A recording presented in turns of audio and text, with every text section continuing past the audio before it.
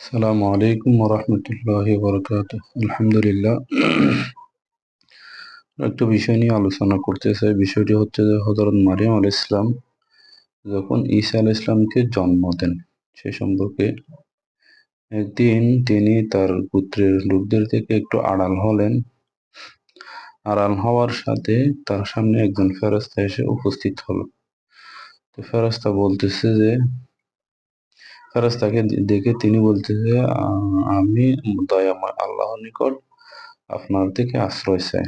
তখন এই কথা বলার সঙ্গে তখন তিনি বলতেছে যে আমি আসছি আল্লাহর পক্ষ থেকে আপনাকে একটা পুত্র সন্তানের সুসংবাদ দেওয়ার জন্য।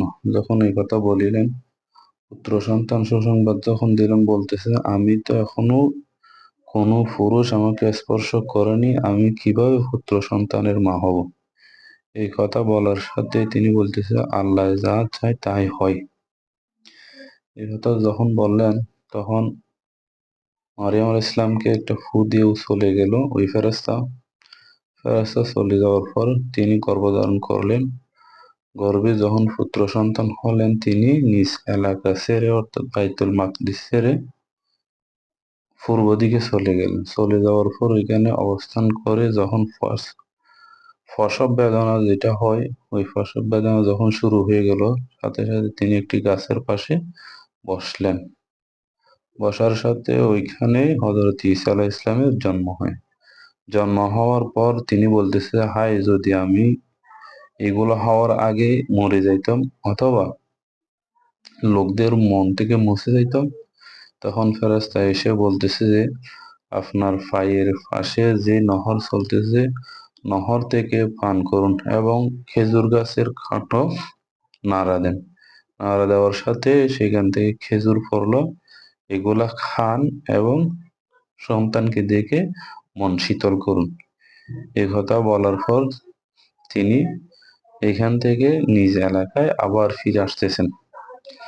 আসার পথে তাহাকে বলা হয়েছে যে কারো সাথে দেখা হলে আপনি বলবেন যে আজকে আমি কথা বলবো না, আমি কথা না বলার মান্যত করছি।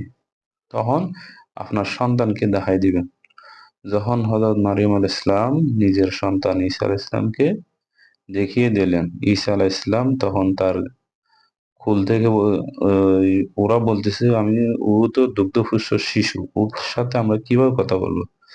তখন ঈসা আলাইহিস সালাম বলতেছে আমি হচ্ছি যে আল্লাহর বান্দা এবং আল্লাহ তাআলা আমাকে দয়া করেছেন, তিনি আমাকে কিতাব দান করেছেন। যখন এই কথা বললেন, সাথে সাথে ওরা অবাক হয়ে গেল। তখন এই কথা বলার পরে উনি আরেকটা কথা বলছেন, আমি যাকাত দেব এবং আল্লাহর ইবাদত করব। সুবহানাল্লাহ।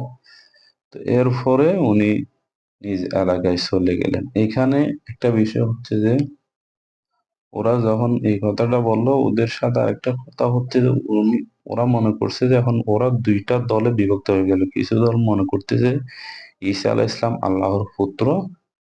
এটারও আল্লাহ পরবর্তীতে জবাব দিয়ে দিয়েছে যে ঈসা আলাইহিস সালাম আল্লাহর পুত্র নয়, বরং আল্লাহর বান্দা। আর যারা ওনাকে যার সন্তান হিসেবে মনে করছিল, তাদের উত্তর দিয়ে ফেলছে যে আল্লাহ তাআলা কোনো কিছু ইচ্ছা করলে শুধু বলে হও, সাথে সাথে সেটা হয়ে যায়। সুবহানাল্লাহ। তাইলে এই বিষয়টাও উত্তর দিয়ে ইহুদি এবং খ্রিস্টান দুই জাতির আল্লাহ তাআলা উত্তর দিয়েছেন। তাহলে এই বিষয়টা দেখে আমরা জানতে পারি ঈসা আলাইহিস সালাম কিভাবে পৃথিবীতে জন্মগ্রহণ করেছেন, কিভাবে এসেছেন। আল্লাহ আমাদের সবাইকে বোঝার তৌফিক দান করুক। আমিন। আসসালামু আলাইকুম ওয়া রাহমাতুল্লাহ।